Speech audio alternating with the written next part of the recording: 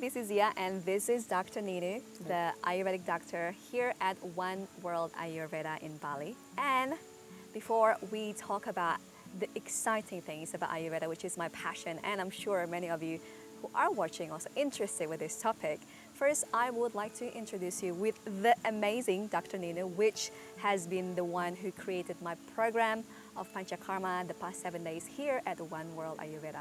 Dr. Ninnu, thank you so very much for taking the time to join. So first of all, let's talk a little bit about you. What sparked your interest about Ayurveda in the first place? For me, Yeah.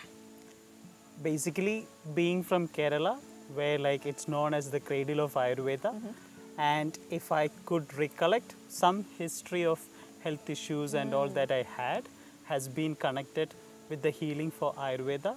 So always wanted to be a doctor and then got into Ayurveda, like no family background.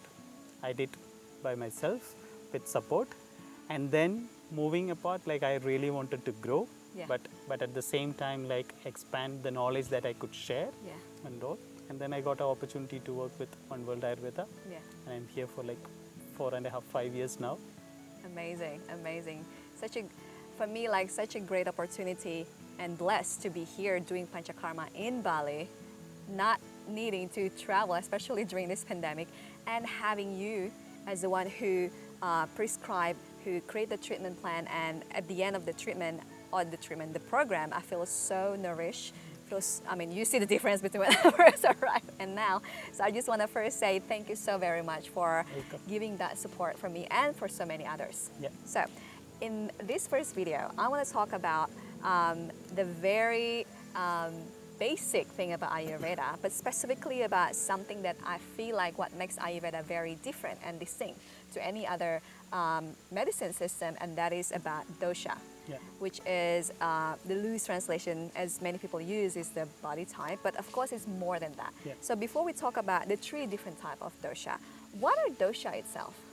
Like that's the fundamental core of Ayurveda, where we say it's like the 5 basic elements. So when we talk about the doshas, like the 5 basic elements are very important. From that is what the 3 bioenergies are formed. Yeah. And each has its own functions, qualities, properties, all this which can be correlated in each and every single person. Like Vata has its own functions and properties and all, Pitta has its, Kapha has it, and each human system is a combination of all the 3. Okay, so there are the 5 elements, which is the ether, air, fire, water, and earth, and Yeah. then there's also something called the dosha, the energy, the Yeah. bioqualities, like you said, which is Vata, Pitta, Pitta and and Kapha. Kapha. What will be the difference between understanding these 2 principles, which is what's the benefit, what's the purpose of understanding dosha, and what's the purpose of understanding these 5 elements, because that too correlate with each other. So the basic thing is like without the 5 basic elements, there's no 3 bioenergies. So according to Ayurvedic concept, each and every single thing that is existing in this universe is a combination of these 5 basic elements. So treatments, or like that's why like in Ayurveda, we look into the environment, climatic changes, everything is a base for doing treatments. Like with certain climatic changes, there are not detoxes or treatments done. During certain times, we have to finish certain treatments. So that's basically because of the 5 basic element theory that we bring into, because that's what our human system is also made of. And like from that, when we talk about the 3 bioenergies, it is important not just looking into a human system with what they eat, their mental status, the climate that they belong to is also important to decide the factor. Yeah, and that's what makes Ayurveda is a very holistic healing medicine system, because it really considers every factors in environment, our food, our diet, which we're going to talk about further in this the next series, how all of that influence our health. So let's talk deeper about this dosha, which is Vata, Pitta, Kapha. What is Vata? What are the elements of Vata? And what do the typical imbalances that we usually experience when our Vata is out of balance?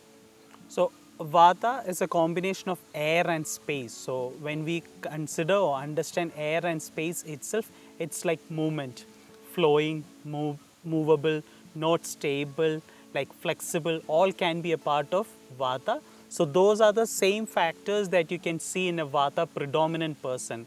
Like some of the features are like very hard to gain weight, like have more creativity, active, like imaginary thoughts can be there.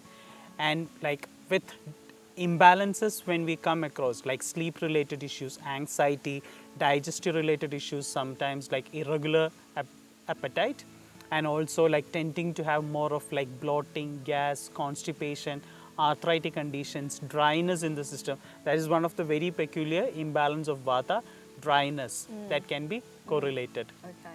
What about pitta? Pitta is fire and water, which is like energy.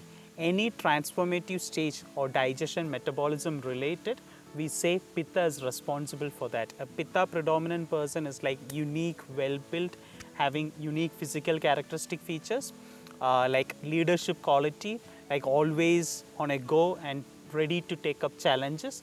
But at the same time, imbalances when it comes into like having skin related issues, acid reflux, acne, aggression, anger management, stress related conditions are more prone to pitta conditions. It's interesting that, of course, I think we need to also mention that everyone isn't just one, but also a combo. Yeah. And then, so far, what you mentioned about vata and pitta, a combo of that is the typical imbalances that many Indonesian who live in the city experience. Because, like you said, like our environment Is affects us big greatly. factor.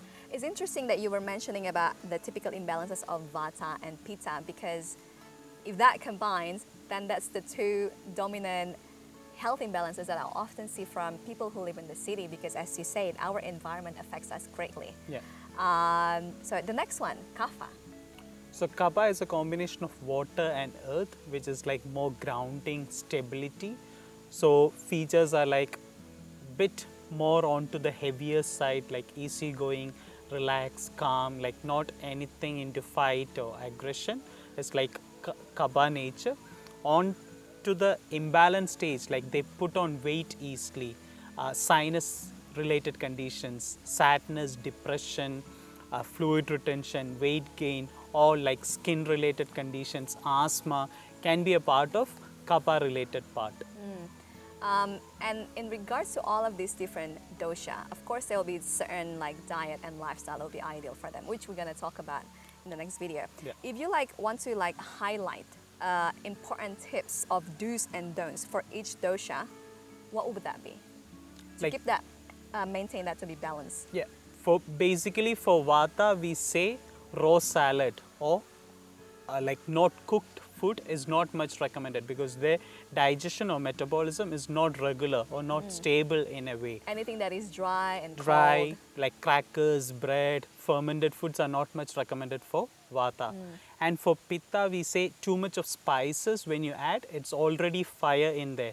When you add a bit more spices, it's like bringing up the fire more in there, so that we don't recommend, or too much of oily food or fermented food. And for kapha, we say to reduce or slow down like dairy intake because they already have a lot of mucus and sliminess in their system. And also grains, carbohydrates, sugar kind of things can be reduced. Okay. And then one last thing before we end our conversation in this video is the difference between our birth constitution and our current state of imbalance.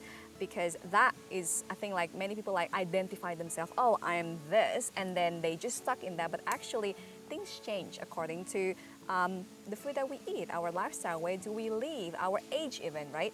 Can you explain a little bit more about the difference between the two? So body type or prakriti that we call, it's like our blueprint. That won't be changing for any reason. And in Ayurveda, we say it comes into a point at the time of conception, like DNA, our parental features are important, time of conception is important, land that we are belonging to is important, every aspect. So basically body type or prakriti won't change for any reason. But imbalance is like with diet and lifestyle changes, because basically we say like 2 years back I was not having this. Since I moved this to country, I started eating some of it. Even you said like you were in Turkey and you started eating more of like meat and dairy products that resembled as a part of skin related condition or so. Or like due to stress related condition, there's an impact. Or any previous history of any illnesses that can manipulate certain conditions. Or climatic changes. Like for Vata predominant person, when it's more cool or like rainy, definitely they will have some effects in their joints. So that has to be understood in a way. Yeah. If it's for a pitta, when it's too sunny or like hot summer time period, they can have like acne, sweating, foul smell. And for kapha also, like during the cold can gain weight, all that, or slow congestion feeling. So that is like our imbalances. Imbalances can fluctuate depending on our day-to-day lifestyle Yes. activities. So when people come for Panchakarma also, we say it's not like you come, you fix, like the rest of your life is going to be like that. It's like a lifetime thing that you do. You learn and you implement this into your day-to-day activities. Which is why health journey takes forever. It's Yeah. not like, oh, I'm going to be healthy and then that's it, but it's actually take a lifelong journey. So I want to summarize that. Basically, we have our birth constitution, which what you said as our blueprint, and that is prakriti. Prakriti. And then there's also the current state of imbalance, which is called Vikruti. And then we need to pay attention between these two. Two. And if there's difference, like the vikruti is different to our birth constitution, We have to focus on Vikruti because it's like we have a disease condition and the importance is given for Vikruti. Yeah. Once that is into balance, then you take care of your body type, which will give you like a better chances not to get into a imbalance stage or out of balance. yeah.